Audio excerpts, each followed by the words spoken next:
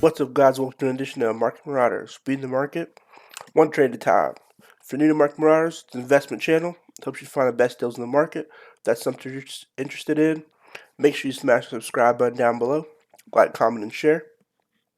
Also down below, I have a link to my Patreon page where we talk about more different stocks throughout the week. So if that's something you're interested in, make sure you hit that link down below in the description. Join the community. So, as the title suggests, yes, this is Uber versus Lyft. Which stock is the best one to have in your portfolio? So, let's dive into it. So, I'm going to give some background information on each one, go through the chart where it currently is at, and then give my synopsis. So that's basically going to be the breakdown of the video. So, going into the first one, we got Uber. This is moving average 50 is 27.27. Moving average 200 is 31.78. And they ended the week at 32.79. And that was on May 8th. So just bear in mind whenever you watch this video, this is based off May 8th price. And when you watch it, the market may have been open, so it may be a different price. So, and that's for both stocks, by the way. So going into some financials from Uber, this is the first quarter 2020 results, came out May 7th. Revenue of 3.5 billion, growing 14% year over year, of 16% on a constant currency basis. Rides adjusted EBITDA of $581 million. So these are factors for both. Both industries were hit hard by the whole roadie situation. But one advantage that I think Uber had over Lyft was Uber Eats. So Uber Eats is basically the same thing as like some other companies like DoorDash. You basically will get food from these different these different companies or different restaurants, and someone who works for Uber will come bring you the food. So that's helped out a lot with the whole Roni situation. But that also helped with their revenue, in my opinion. So, with that being said, let's go into some of these uh, numbers because, as you've guessed, I am a number nerd. So, I definitely like reading about the numbers and how the company actually performed on paper. Um, so it says gross bookings grew to 15.8 billion, up 8% year over year, or 10% on a constant currency basis, with rides declining 3% and eats growing 54% year over year, respectively, on a constant currency basis. So this metric right here, 54% year over year, definitely shows how much of an impact eats has over you know the whole dining and meal delivery sector because it's kind of a really niche market. But Uber Eats kind of is like the leader, in my opinion, when it comes to that. And that's just all opinionated, by the way. So it said rides declining 3%. That number is actually pretty low, in my opinion. I thought rides would have decreased way more than 3%. Based on everything that's going on. But to see those two metrics, says a lot about the actual strength of the company on paper. So it says revenue growth of 14% year over year, or 16% constant currency basis. Adjusted net revenue, or ANR, growth year over year of 18%, or 19% on constant currency basis. Adjusted net revenue and segment adjusted net revenue excludes the impact of the whole Roni initiatives. So net loss attributed to Uber Technology Incorporated of $2.9 billion, which includes 277 million in stock-based compensation expense and pre-tax impairment write-downs of 2.1 billion.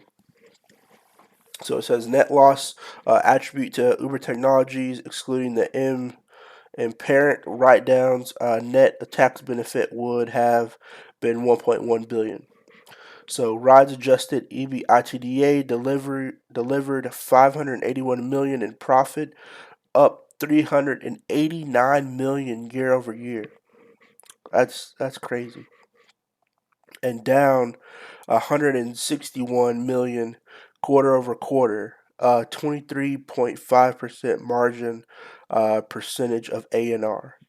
Each adjusted EBITDA of 313 million, down 4 million year over year, and up 141 million quarter over quarter. So basically, what this means is, you know, Eats is up quarter over quarter, which doesn't mean that Eats is better than Rides, or that Eats is making more money than Rides.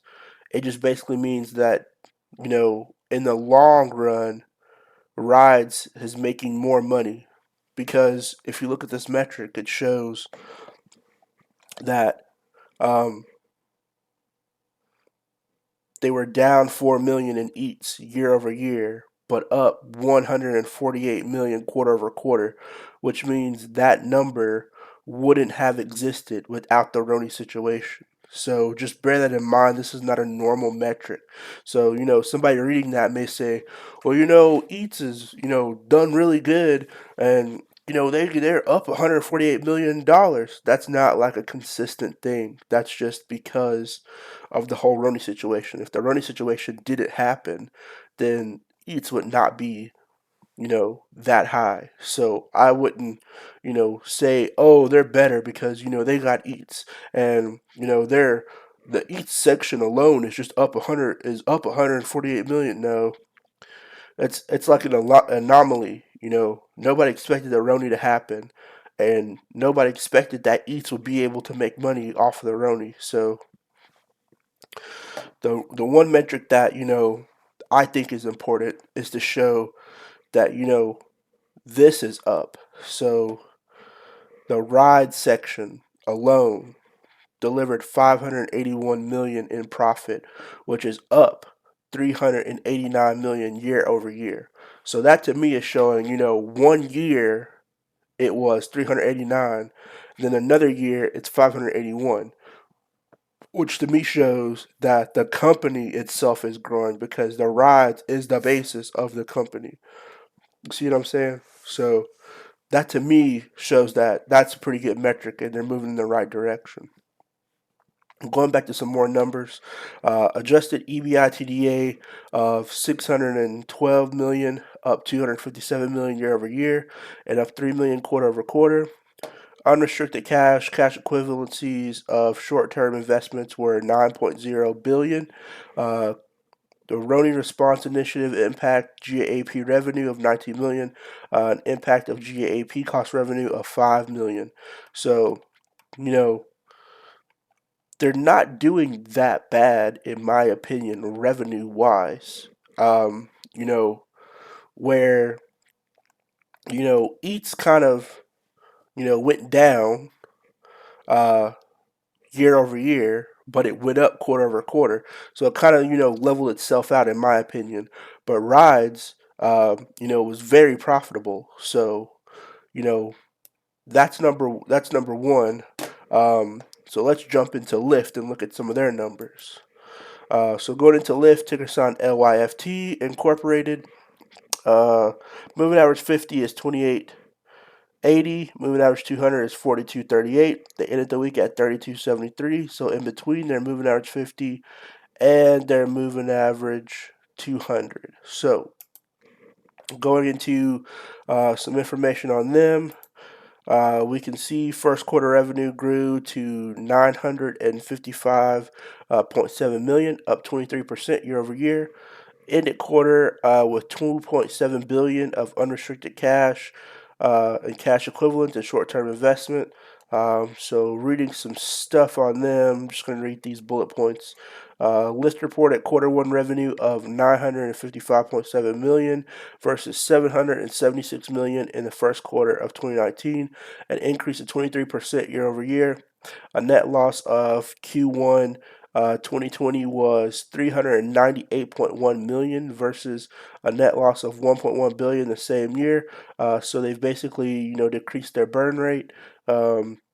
Net loss Q1 include 169.9 million stock-based compensation and related payroll tax, as well as 64.7 million of costs related to transfer certain legacy auto insurance liabilities, and 58.4 million related to changes of liabilities for insurance required by regulatory agencies attribute to historical periods. Net loss margin quarter 1 was 41.7% compared to 146.7% in the first quarter of 2019. Adjusted net loss for quarter 1 2020 was 97.4 million versus the adjusted net loss of 211.5 million in the first quarter of 2019. Adjusted net loss is adjusted. That's weird. Adjusted net loss is adjusted for amortization of intangible assets, stock-based compensation expense, payroll tax expense related to stock-based compensation, changes in liabilities for insurers required by regulatory agencies attributed to historical periods, costs related to transfer of certain legacy auto insurance liabilities, and expense related to acquisitions. So LYFT reported contribution of quarter 1 2020 of 547.7 million versus 384.9 million in the first quarter of 2019, up 42% year over year. Contribution margin for quarter 1 increased to 57.3% from 49.6% in the first quarter of 2019. Then we have adjusted EBITDA. Loss of quarter 1 was 85.2 million versus 216 million in the first quarter of 2019. Adjusted EBITDA loss margin of quarter 1 was 8.9% versus 27.8% in the first quarter of 2019. LYFT reported 2.7 billion of unrestricted cash, cash equivalents, and short-term investments at the end of first quarter of 2020. So, going down here, we see active riders in the thousands, increased 3%. This is year over year. Revenue per active driver increased 19%, which means the total revenue increased 23%. So, they're basically combating their own situation, just like Uber is combating their own situation. But the question you'll be asking yourself is, which one is the best one? Which one do I invest in where I can make the most money? And to that question, in my humble opinion, I think both of them are the best investment. Um, that being said, I think both of them, have their strengths and have their weaknesses. But if I could, I would buy, the same amount of each. If I was going to buy 100 shares, I buy 100 shares of Lyft and 100 shares of Uber. Um, you know, this is at 32.79 and this is at 32.73. So I mean, they're right around the same price. So there's no real loss as far as buying the two at the same time. Just diversification. They're in the same field, but I think both of them are gonna benefit from this. If we saw nothing from the numbers, it just basically showed you that Uber Eats didn't really have that big of an impact on the overall Uber technology stock. As far as the company overall, the ride section was the section that hit the hardest, that helped increase their value in my eyes, as well as the measures that Lyft has taken to increase their capital, and just try to stay firm as a company. So these are just all my opinions, not professional advice. So just bear that in mind. I think both of them are really good stocks to own. especially at the time before new laws and stuff come out. And also, you got to think of the economy as well too. People are struggling for money. People may be selling their cars. They may say, you may say, oh, well, I don't really need a car. I really need to pay my mortgage, and I'm gonna sell my car because I really don't need this car. I can just take Uber. Or I can take Lyft somewhere because a long time ago that stuff didn't exist. If you go back in 2008, these options weren't really that readily available. So in 2008, someone may be saying, oh, in 2008, no one's just selling their car, but now. Why would someone sell their car? They didn't sell it in 2008 during that crisis. Well, in 2008 it was a completely different crisis with the market crash. Real estate was a big part of that. But now, I feel like people would want to keep their house more than trying to worry about a car. So I don't see people finding it difficult to let go of a car unless they use it for work or something like that with the options of Lyft and Uber. So people would be like sitting at home saying, I want to still go out to eat, but I don't feel safe to go out to eat. They may go and try to use Uber Eats to get something to eat, or they may say, I'm starting a new job somewhere, but I sold my car to make ends meet. But they're not worried about it because Lyft and Uber are still an option. So people may be like, I need to get to work, and I'm just gonna either carpool or just use Lyft or Uber. So I don't think that these things are gonna go away. I don't think these companies are gonna go away anytime soon. And while the stocks, are low or lower than they have been previously, I think it's a pretty good time to buy in. At their current price because I do see them going up in the distant future. Um, because they're pretty good services. I mean, I personally haven't used Uber, but I have used Lyft.